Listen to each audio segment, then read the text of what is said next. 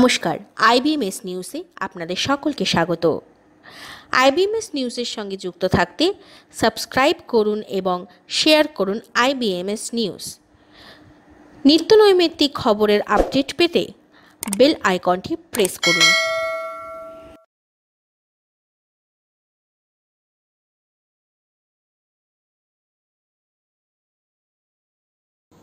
नमस्कार, मैं डॉक्टर अरुण कुमार। आज का विषय है ब्रेन में इस हार्मोन की कमी से बनती है डिप्रेशन का कारण। जाने कैसे अवसाद में बदल जाती है चिंता और तनाव। बॉलीवुड अभिनेता सुशांत सिंह राजपूत की खुदकुशी की खबर से हर कोई स्तब्ध रह गया है। बहुत सारे लोग यह सोचने को विवश हैं कि आखिर इसके पीछे क्या कारण रहे होंगे। खबरों के मुताबिक सुशांत डिप्रेशन से जूझ रहे थे और उनका इलाज भी चल रहा था। क्या आप जानते हैं कि आखिर इस डिप्रेशन की शुरुआत कैसे होती है?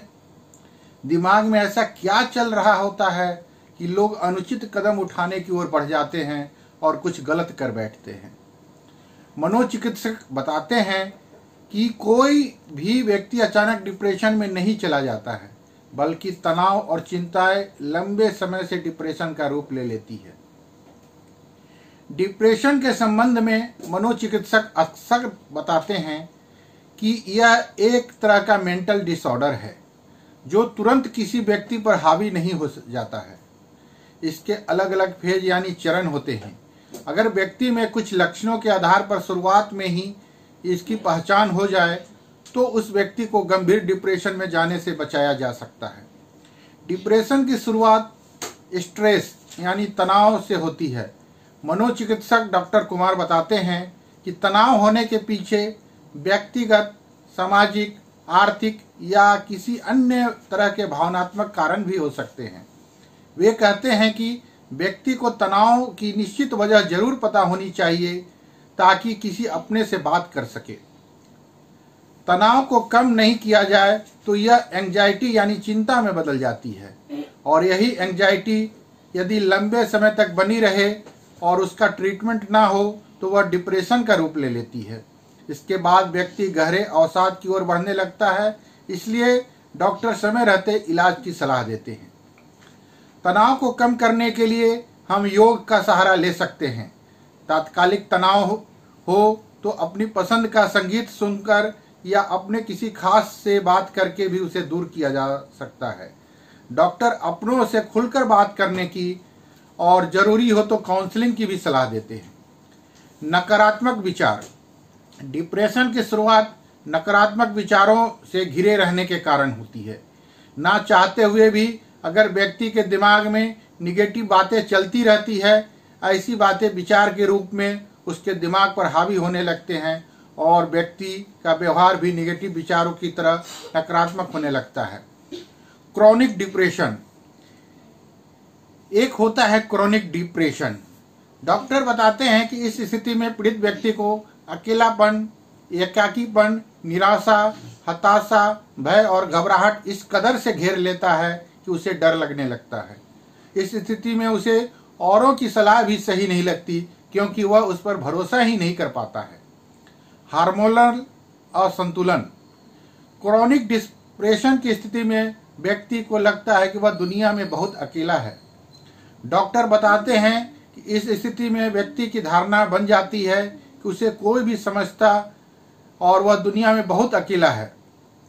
किसी को उसकी जरूरत नहीं, चिंता नहीं। इस तरह के विचार हार्मोनल असंतुलन के कारण आते हैं। किसी अपने को खोने के बाद ही व्यक्ति ऐसी स्थिति में पहुंच सकता है। Serotonin hormone. मनोवैज्ञानिक कारणों के बारे में तो हमने चर्चा कर ली, अब बात वैज्ञानिक कारण की। डॉक्टर बताते हैं कि डिप्रेशन का मुख्य कारण हमारे ब्रेन में सेरोटोनिन हार्मोन की कमी है। हमारे दिमाग में जब इस हार्मोन का बनना कम हो जाता है तो व्यक्ति निगेटिविटी यानी नकारात्मकता की तरफ बढ़ने लगता है। सेरोटोनिन एक हैप्पी हार्मोन है। जब हमारे दिमाग के अंदर सही मात्रा में इसका सिक्रेशन होता रहता है तब हम खुद और खुश और सुरक्षित महसूस करते हैं। लेकिन जब किसी तरह की शारीरिक समस्या या मानसिक तनाव के कारण दिमाग में इसका उत्पादन कम हो जाता है तो व्यक्ति डिप्रेशन की ओर बढ़ने लगता है। डॉक्टर बतलाते हैं कि लोगों के बीच शारीरिक स्वास्थ्य को लेकर जितनी जागरूकता है उतनी तुलना में जरा भी चिंता मानसिक स्वास्थ्य को लेकर नहीं है। मेंटल हेल्थ के प्रति अधिकतर समाज गंभीर नहीं है। जागरूकता की कमी के कारण भी हम अपने दोस्तों और परिजनों को समय पर मेंटल सपोर्ट नहीं कर पाते हैं। लोगों को यह समझना होगा कि मानसिक स्वास्थ्य के प्रति भी गंभीरता जरूरी है। जैसे शारीरिक बीमारियों का इलाज है उसी तरह मानसिक बीमारियों का भी इलाज है।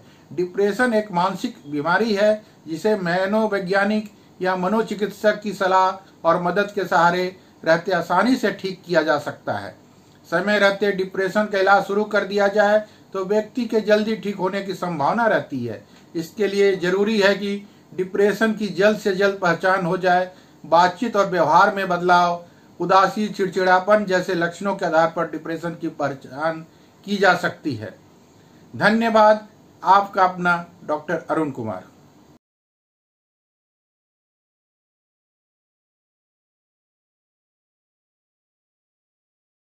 नमस्कार। गर्भावस्था के बाद नहीं हो रहे हैं नियमित पीरियड तो हो सकते हैं ये कारण जिम्मेदार। डिलीवरी के बाद भी कई महीनों तक महिलाओं में नियमित पीरियड नहीं आता है, लेकिन बच्चे के जन्म के 1 से 6 महीने के बाद यह नियमित हो जाता है। हालांकि कई बार देखा गया है कि महिलाओं में डिलीवरी के कुछ महीने बाद पीरियड नियमित हो जाते हैं, लेकिन फिर 1 ही 2 महीने बाद अनियमित होने लगता है। ऐसे में अधिकांश महिलाओं को फिर से प्रेगनेंसी की आशंका हो जाती है। हालांकि कई बार पीरियड अनियमित होने के ये कारण भी जिम्मेदार होते हैं। अगर डिलीवरी के बाद भी पीरियड सामान्य नहीं हो रहे हैं तो अपनी डॉक्टर से जरूर मिल लें, क्योंकि सामान्यतः बच्चे के जन्म के बाद पीरियड शुरू हो जाते हैं। लेकिन अगर इनके नियमित होने या खुलकर ना होने की शिकायत हो तो तुरंत ही डॉक्टर से सलाह जरूर लें।